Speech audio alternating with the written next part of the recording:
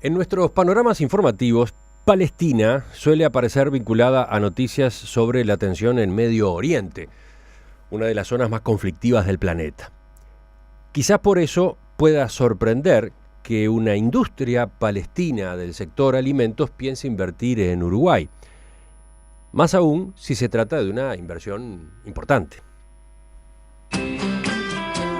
A fines de mayo, y luego de una visita a los territorios palestinos realizada por el intendente de Florida, Carlos Enciso, se informó que el grupo Hamoudeh estaba interesado en instalar una planta industrial de procesamiento de lácteos en ese departamento.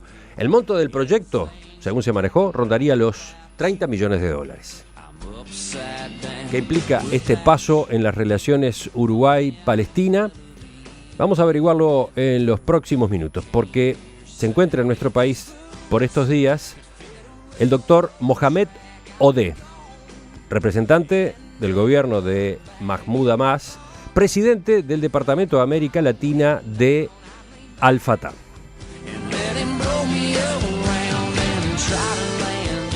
Doctor Mohamed Odeh, buen día, gracias por acompañarnos. Muy buenos días, gracias a usted, gracias a su emisora, gracias a todos los oyentes.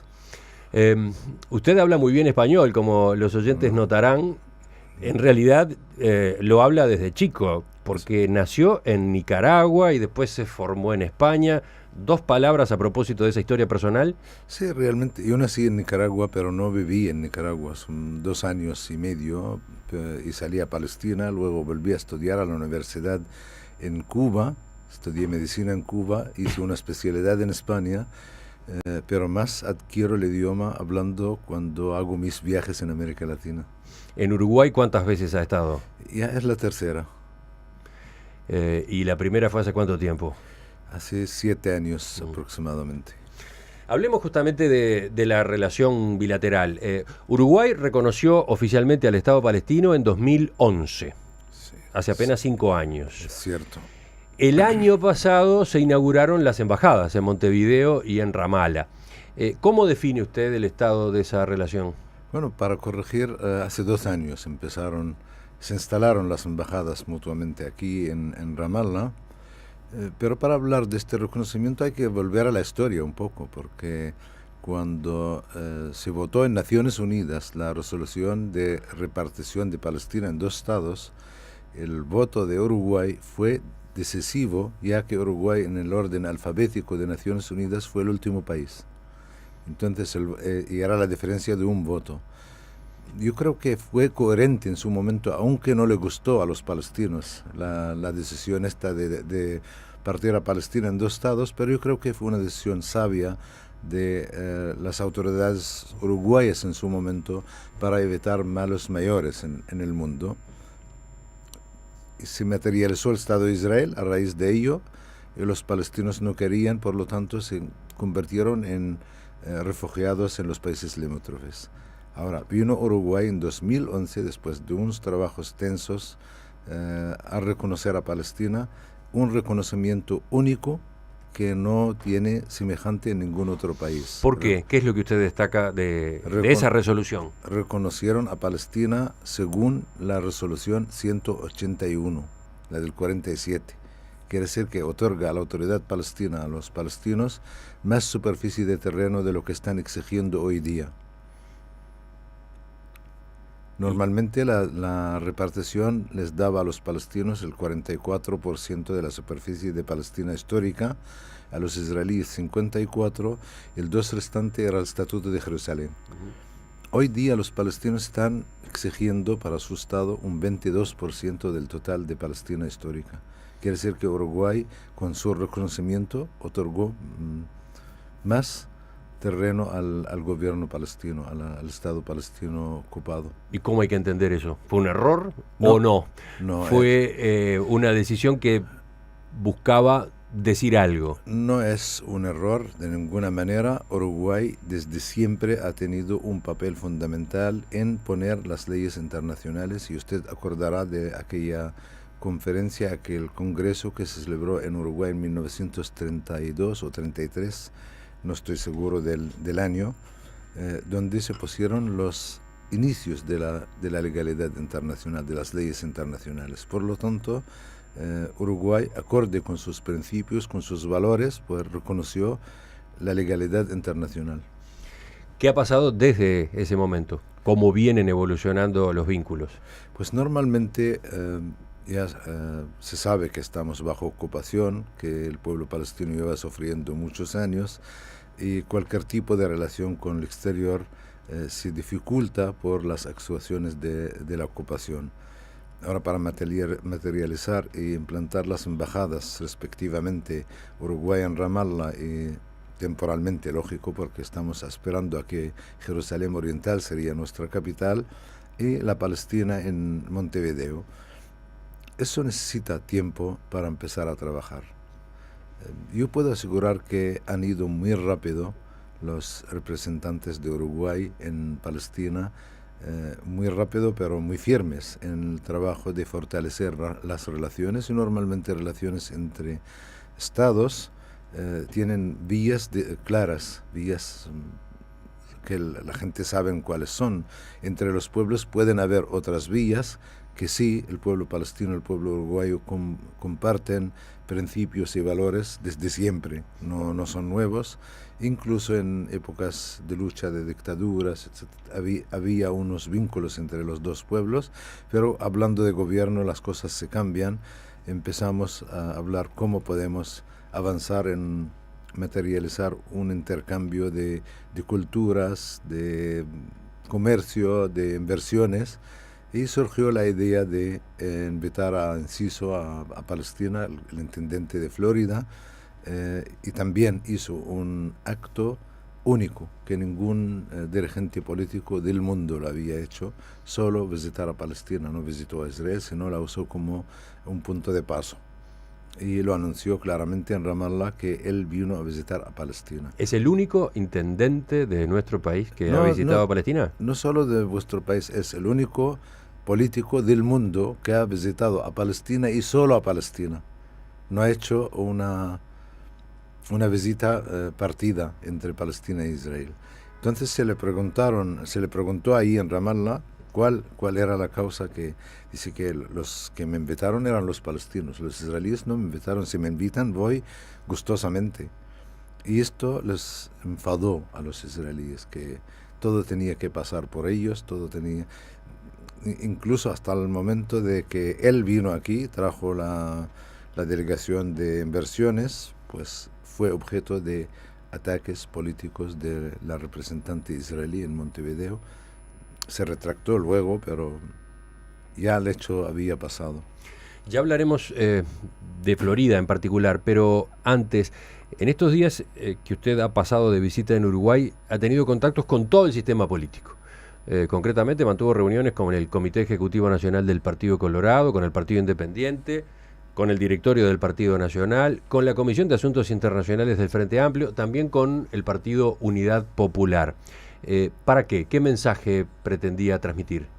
Pues yo traía dos mensajes. Uno, para servir a mis dos compañeros que admiro, al embajador de Uruguay en Palestina, el señor Enrique Ribeiro, y a Enciso, el intendente de Florida, por el trabajo valioso que han hecho. Pues tenía que apoyarle. Cualquier inversión extranjera en cualquier país necesita dos tipos de apoyo. Primero, un apoyo oficial, gubernamental, y luego apoyo político.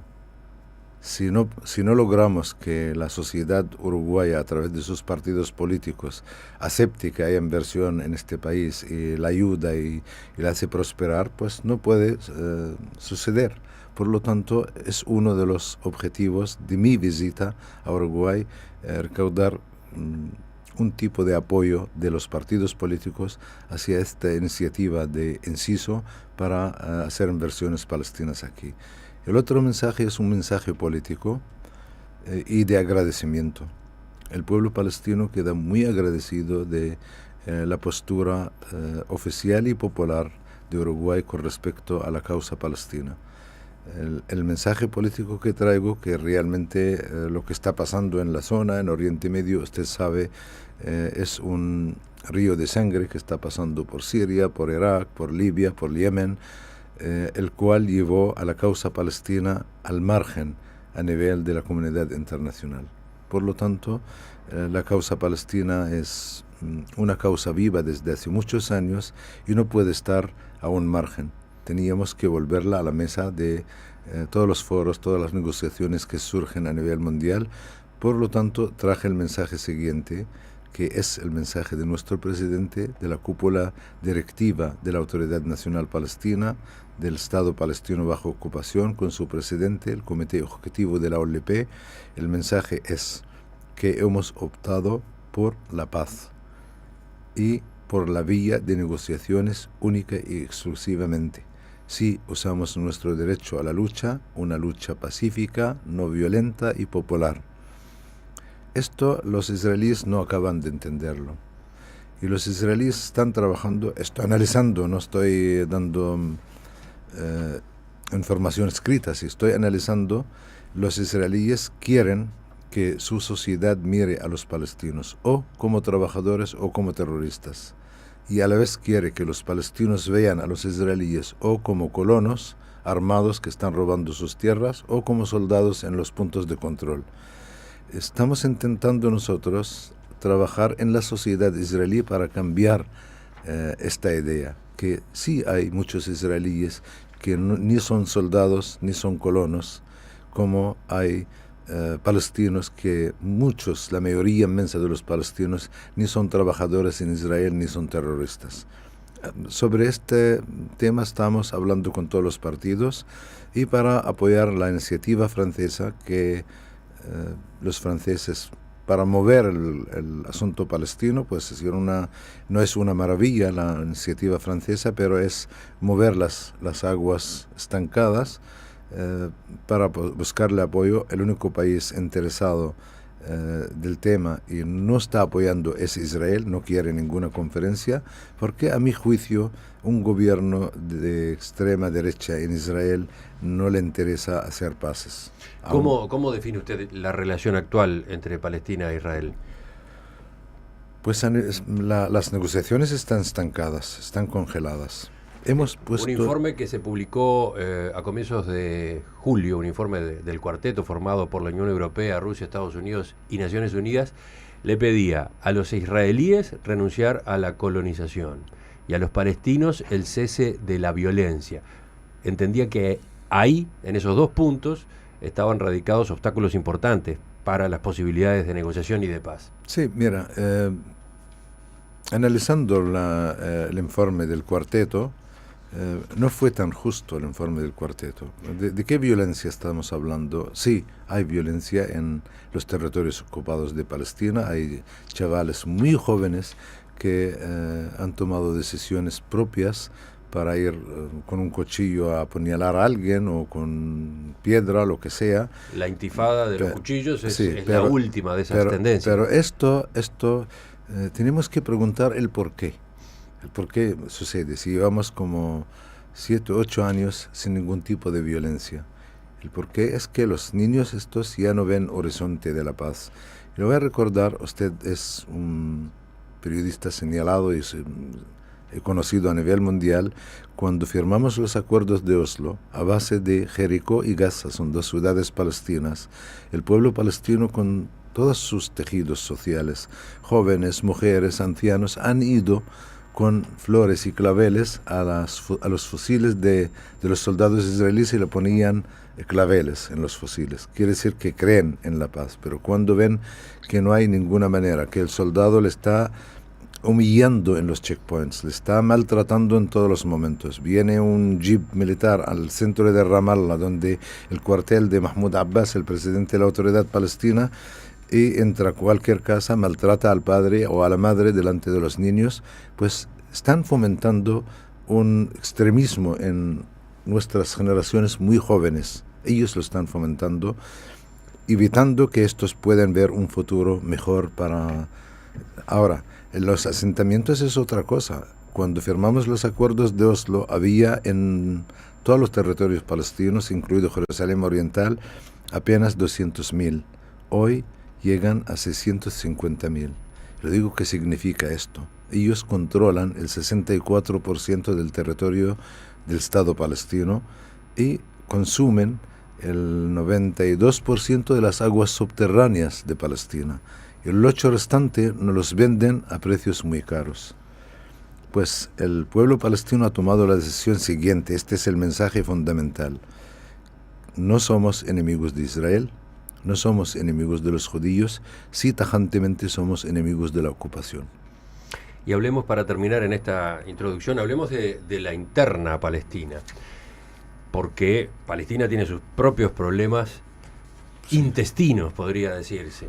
Usted pertenece a Fatah, la organización política creada entre otros por Yasser Arafat y a la que también pertenece el presidente Mahmoud Abbas. Pero la autoridad palestina no tiene control, por ejemplo, sobre la Franja de Gaza, que actualmente está gobernada por Hamas, el movimiento Hamas. Un movimiento cuyas tendencias violentas y hasta terroristas son una parte del problema de la relación Palestina-Israel. ¿Cómo está hoy la relación Al-Fatah-Hamas? ¿Cómo está hoy la gobernabilidad de los territorios palestinos? No, vamos a empezar desde el final, que has dicho que es un feudo de terrorismo. Le voy a decir, mira... No, yo no dije que era un feudo de terrorismo. No, digo que el movimiento Hamas tiene antecedentes en esa materia. Sí, pero no, me refiero a que la Franja de Gaza puede ser un feudo de violencia contra Israel. Lo llamamos terrorismo, lo llamamos como sea. Vamos a empezar, ¿cómo se formó Hamas? Hamas se formó por una decisión de los israelíes en 1974. Precisamente el hombre de la paz de Israel, el difunto Yitzhak Rabin, fue quien creó el movimiento de Hamas. ¿Para qué creó el movimiento de Hamas? Para sustituir a la OLP. Ahora, la retirada israelí unilateralmente, sin coordinar con las autoridades palestinas, con la OLP de Gaza, mientras que armaban hasta los dientes a los militantes de Hamas, conllevó a que Hamas se apodera de Gaza. Nosotros tenemos en Al-Fatah una ideología no sangrienta. Podíamos defender a Gaza, podíamos mantener a Gaza, pero a base de sangre. Eso no queríamos porque Hamas, con todos los problemas que tiene, con toda la ideología que tiene, no deja de ser parte de nuestro tejido social y político del pueblo palestino. No puede dejar de serlo porque es parte de nuestro pueblo. Ahora, ¿por qué hasta el momento no hemos podido hacer la reconciliación con Hamas? Yo digo, sencillamente, tomemos el ejemplo del muro de Berlín. El muro de Berlín dividía a Alemania en dos y no podía ningún dirigente alemán evitar este muro hasta que se derrumbó la Unión Soviética. ¿A qué me refiero? Refiero que hay factores externos. Uno de ellos, el más esencial, es Israel, y hay muchos otros.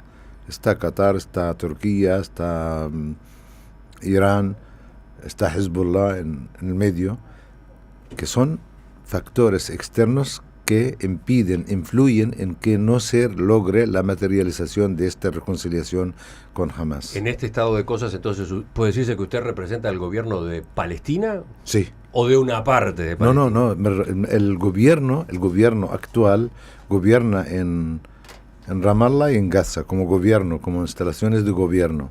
Ahora, quien gobierna la calle en Gaza es Hamas. Pero los ministros son los mismos. El que está en Cisjordania está en Gaza. El ministro de Sanidad, donde yo trabajaba, es el mismo. Va a Gaza y va a Cisjordania. Ahora, Hamas gobierna en la calle. Tiene el poder en la calle. La relación diplomática entre Uruguay y Palestina, que tiene apenas 5 años, parece preparada para subir un escalón más. Un grupo económico palestino eligió Florida para invertir $30 millones en la instalación de una planta industrial vinculada a la producción de lácteos. Ese es el telón de fondo de la entrevista que estamos teniendo esta mañana con el doctor Mohamed Odeh, integrante del gabinete de Mahmoud Abbas, presidente de la Autoridad Nacional Palestina, él mismo presidente del Comité América Latina de Fatah. Doctor Odeh, a partir de un contexto político tan delicado como el que comentábamos en la primera parte de la entrevista, a partir de la tensión permanente que caracteriza a la zona de Medio Oriente donde se encuentra Palestina y donde se encuentra Israel, puede sorprender a muchos de nuestros oyentes que una empresa de capitales palestinos desee invertir en Uruguay. Empezando por este asunto, ¿qué tradición tiene Palestina en cuanto a la industria láctea? Pues realmente Palestina como tal nunca existió como un Estado. Ahora, el pueblo palestino sí tiene una tradición bastante desarrollada en el tema lácteo, específicamente después de la ocupación de los territorios de Cisjordania y Gaza y Jerusalén Oriental en 1967, pues sí se ha desarrollado bastante. Tenemos muchas fábricas, muchas empresas de productos lácteos. Lógico, las características de la producción son acorde a las costumbres que hay en la región, pero sabes cómo Palestina o el territorio palestino ocupado, el que corresponde a la autoridad palestina, al gobierno palestino, es muy limitado, con un número de habitantes muy limitado. Alguien puede preguntar por qué si hay países limítrofes, entonces podemos vender producción. Digo no, porque quien controla las fronteras es Israel. Por lo tanto, exportar e importar depende mucho de las decisiones israelíes y muchas veces ponen el obstáculo de la seguridad. Cualquier cosa que no quieran, pues esto afecta a la seguridad de Israel y no pasa. Por lo tanto, los inversores palestinos dentro de Palestina pueden invertir hasta cierto punto, no pueden desarrollarse mucho. Este grupo Hamoudi tiene su fábrica en Palestina y cubre el mercado palestino con otras empresas y tiene en otros países árabes. Pero lógico, no pueden desarrollarlo más en Palestina. Por lo tanto, nosotros como autoridad palestina, como políticos palestinos, buscamos la manera de fortalecer nuestras relaciones con nuestros amigos y uno en la cabeza de nuestros amigos fuimos pensando en el tema de Uruguay. ¿Cómo aparece Uruguay? Justamente, ¿cómo aparece Uruguay en el mapa para Palestina a los efectos de una inversión de este tipo? Mira, le digo una cosa, antes de la inversión hay un símbolo en Uruguay que para el pueblo palestino puede gustarle a la gente o no, para los palestinos es un símbolo, el Pepe Mujica, el que fue el artífice de reconocer a Palestina. Es un símbolo para todos los palestinos. Te puedo asegurar, todos los palestinos tendrán en sus Facebook, en sus medios de Twitter, no sé, tienen alguna foto de Pepe Mujica, o de su Volkswagen, o de sus perros, o de su mochila. Es decir, que tienen un amor hacia Uruguay que no lo tienen hacia otros países. Y es lógico por lo que habíamos mencionado en la primera parte de la entrevista. Desde ahí surgió la idea. Hicimos amigos, el embajador de Uruguay y yo personalmente, porque lógico, un embajador de Uruguay que no sabe árabe, que va a Ramallah, pues le sale de maravilla que encuentre a alguien que hable español y que esté metido en la política. Entonces hicimos buenos amigos y yo, como amo a Uruguay, pues para mí es de primera línea poder aportar algo hacia Uruguay. Hay que entender que esta inversión tiene algo de político. Puede verse como una forma de afirmar la relación bilateral. ¿Hay un gesto detrás de esta inversión? Yo no digo que es político porque el capital no tiene política, ni tiene religión, ni tiene fronteras. Los que tienen el capital pues buscan donde les beneficia. Ahora digo que el beneficio económico sería mutuo entre este grupo y sus socios locales de aquí, de Uruguay. ¿Qué cosa cosechamos como dos pueblos, como dos gobiernos, como dos países? Es fortalecer las relaciones entre ambos países y es lo lógico. Curiosamente, estando el antecedente tan fuerte que usted menciona de la presidencia de José Mujica, el vínculo político para esta inversión se realiza con un intendente del Partido Nacional. ¿Cómo juega ese otro detalle? Pues mira, ya le he dicho, los capitales no tienen ni religión, ni ideología, ni partidos.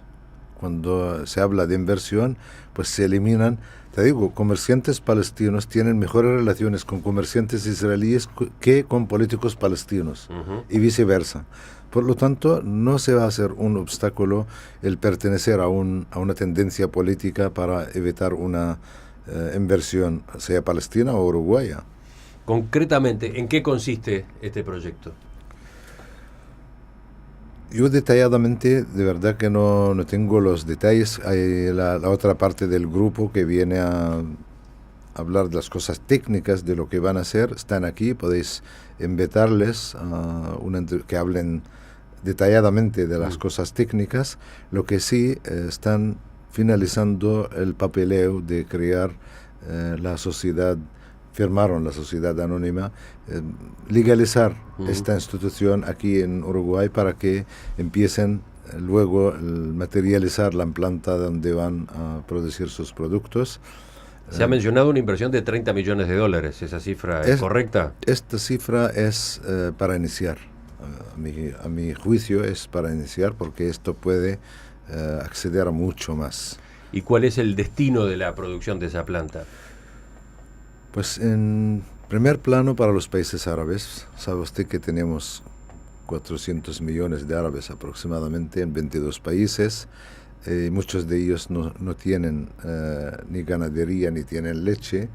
Muchos tienen, pero no saben usarlo, como el caso de Sudán, como el caso de Arabia Saudí. Tienen muchas vacas, pero la industria no está muy desarrollada, pero el resto no tienen. Por lo tanto, parte de esta industria va a estos países.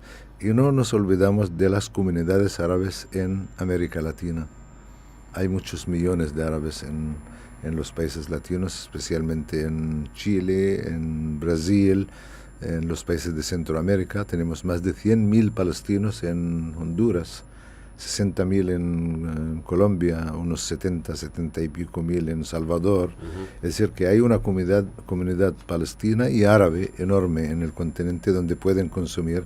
Yo personalmente he comprobado en Sao Paulo, en Brasil, en la tienda de un comerciante árabe, ha importado yogures del Líbano por características de estos yogures, lo trae del Líbano. Si lo podemos vender desde aquí, desde Uruguay, pues es mucho más cerca y menos costoso, lógico. ¿Los productos lácteos destinados a este público de origen palestino tienen alguna característica especial? ¿Cuánto juega el rito halal? Pues yo creo que sí, juega el rito halal hasta cierto punto, porque realmente no están usando ninguna materia prohibida. Lo fundamental para ellos es no usar conservantes en la producción. Aunque normalmente en todos los países desarrollados el conservante es esencial para hacer producciones, especialmente estas que van a exportar, que necesitan mucho tiempo. Otro dato que trascendió es que el 90% de la producción se destinaría a la exportación y solamente un 10% a la plaza doméstica, a la plaza uruguaya. ¿Ustedes han manejado esos números? Sí, el tema es de doble cara. Primero, no traemos una inversión a Uruguay para combatir con la producción interna de Uruguay. Si hemos hecho una inversión o hemos traído una inversión, es para una ayuda mutua a los dos países. Si venimos a competir con ellos, pues esto sería una guerra de precios, una guerra de producciones, y no es el objetivo. Por lo tanto, el mayor porcentaje es para exportar. El mínimo que se va a usar para el mercado local es obligatorio.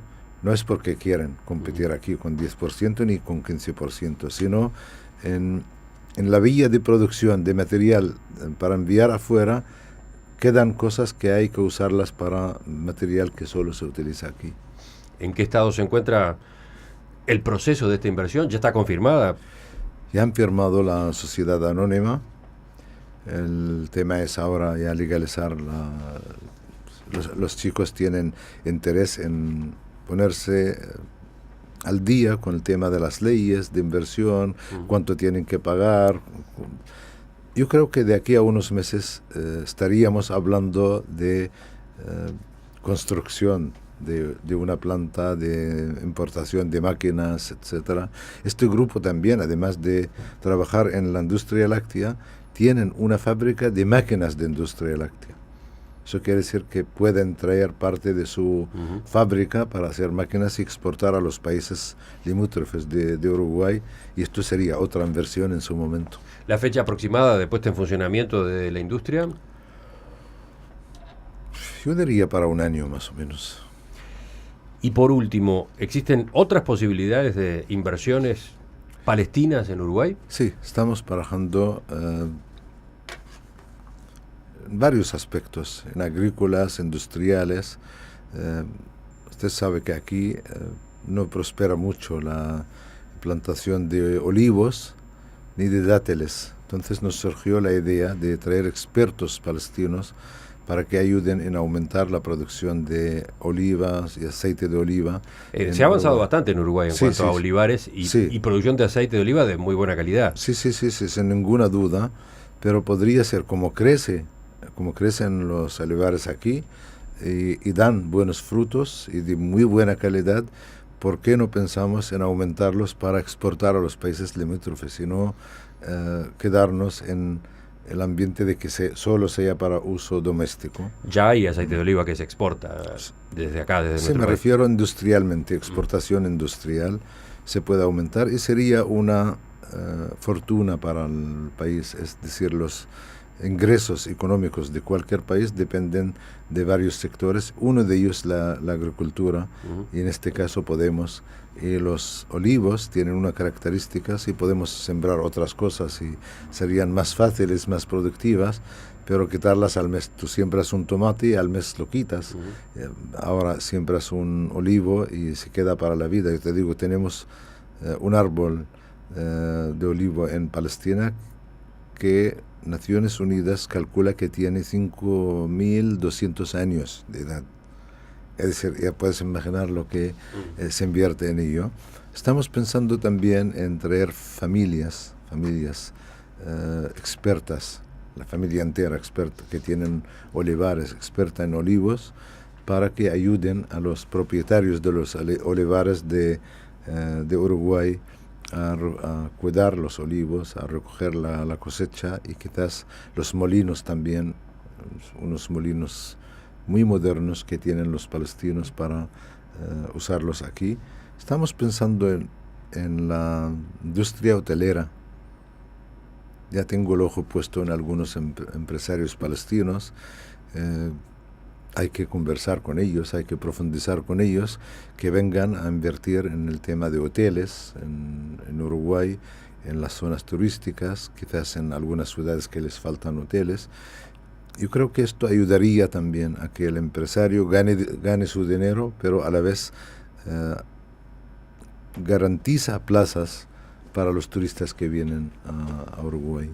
Impresiona ver todas estas alternativas que ustedes están manejando. Cuando le hice la pregunta no me imaginaba que había un espectro de ese estilo. No, yo tengo cosas ocultadas que no lo voy a decir tampoco. ¿Vuelve entonces a Montevideo cuándo? Pues vamos a ver cómo marcha el tema de la inversión. Si logro que este hombre que va a invertir en los hoteles el día de mañana, en una semana vuelvo.